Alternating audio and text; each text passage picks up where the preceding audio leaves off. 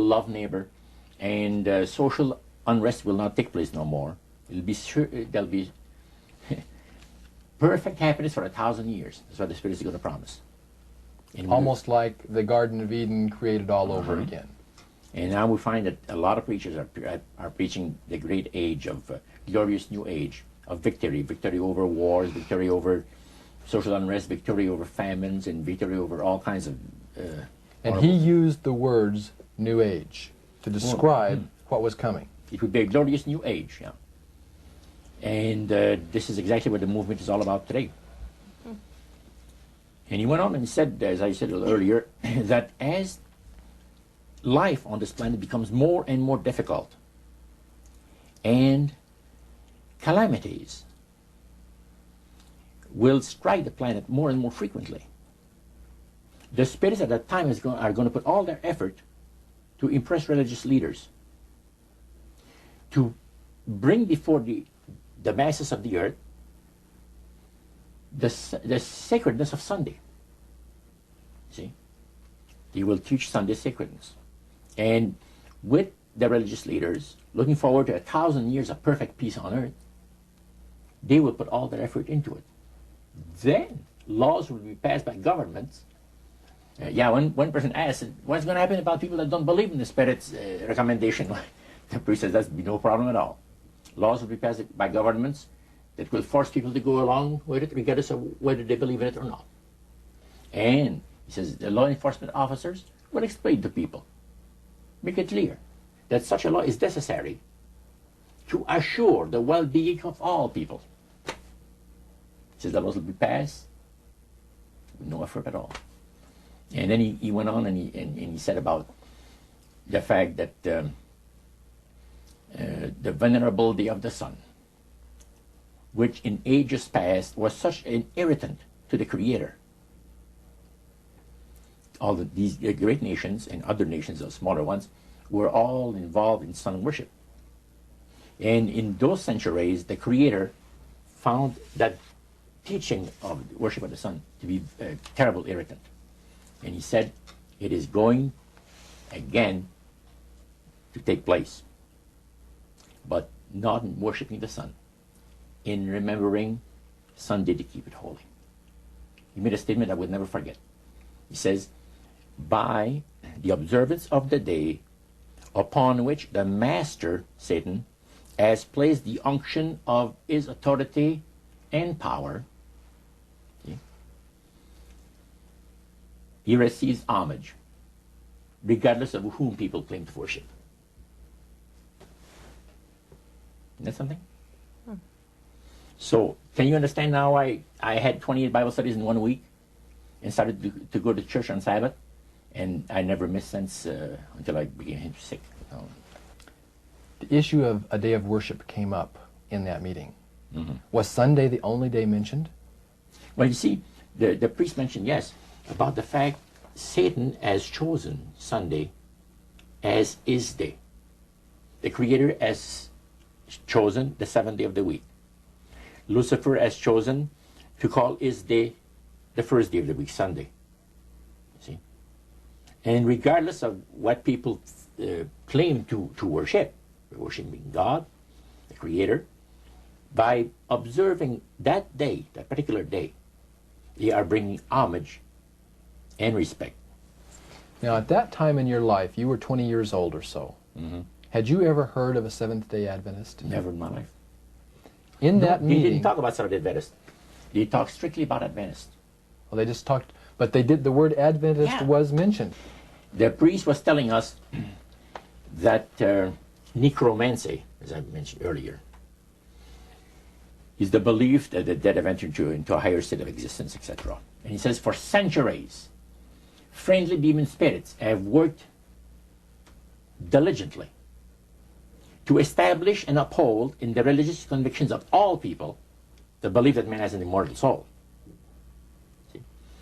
Then he boasted about the fact that the master was so smart in that he had deceived the whole world, even in this age of great scientific knowledge and understanding.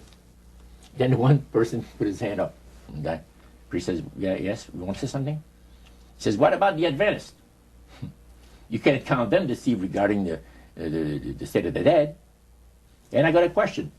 What about, how come that they can't be brought under the great deception? The priest said, you're right. I apologize, says here, I made a mistake. When I said that all the millions of people living on the face of this planet, everybody, you know, was honoring the great master. I forgot the Adventists. They're so few in number when you figure the billions and all people, I didn't even think of mentioning him. So I'm sorry. Then he says, secondly, the reason why they can't be brought under the great deception, let me explain about it. Now he said, my next statement is going to upset some of you. But what I'm telling you is the honest truth. It is factual. It's reality. The fact that the Adventists observe the biblical Sabbath of creation and reverence the Creator on that day, it makes it impossible for the spirits to deceive them. They are given very special help and great spiritual insight. And he said, under these conditions, they are not ordinary people. And that stayed with me, man. Just like this. And when I heard the word Adventist, when Cyril told me later on, which we're going to cover later, I asked him, I said, what denomination do you belong to? He said, I'm a Seventh Adventist. What's that again? He said, I'm a Seventh Adventist. I said, is that the same thing as Adventist? Oh yeah, he says, a lot of people call us the Adventists. They don't talk about the 70s. Same thing. Boy, I was interested. I bet you were. Now, I wanted to know what his Bible said. Yeah, I bet you did. Because that was the one group that under question only, the high priest of the demonic worship house. Yeah. The thing that he had said to you was, this is the one group that can't be deceived. That's right. And so somewhere back inside that that resistance you had came out, and you awoke. A few months later, that experience, unique experience, was instrumental in helping me make a decision for Christ. And also, I had no hesitation to join myself to God's commandment-keeping people because of the fact that I knew what kind of people they were. And after having had 28 Bible studies in 1 week, I started to keep the Sabbath, fit forever. But you see, the time that I had these Bible studies, 4 hours per evening, we started at 7 o'clock and finished at 11 o'clock at night. We had this Bible study similar to what you showed me the other day, that you have in your pocket. The Bible studies were about an hour.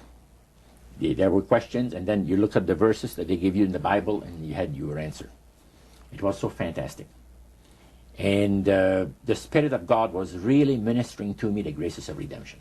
Every moment of all those Bible studies was precious.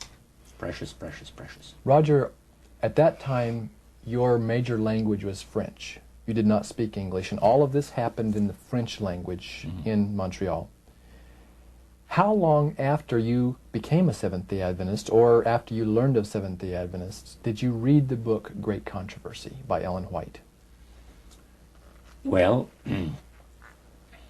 I joined the church. I first had a Bible studies in October of 46. In April of 47, I was baptized into the church. In September of that year, Hilda and I got married. And the French church in Montreal gave us, as a wedding gift, the Conflict of the Ages series. And I had not read the Great Controversy up to then. But then you read it. Yeah. And what went through your mind when you read the book Great Controversy, thinking back on the experience you'd had maybe just a year or so before? That's right. What went through your mind? This person is inspired. This person has got knowledge that nobody else has on the face of the earth, except, the Spiritists that I was mentioning, because it's so unique. Well, I find it very remarkable that they were willing to share the strategy that Satan is working on with this group. Of course, their plan was that it would never get out. That's right. Under seal of death. That's right. Their plan is that you don't have to worry about saying anything about the Great Master.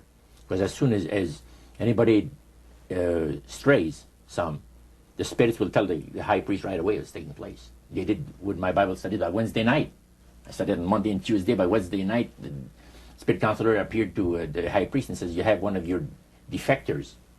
He says, that Morneau guy, you're going to get rid of him.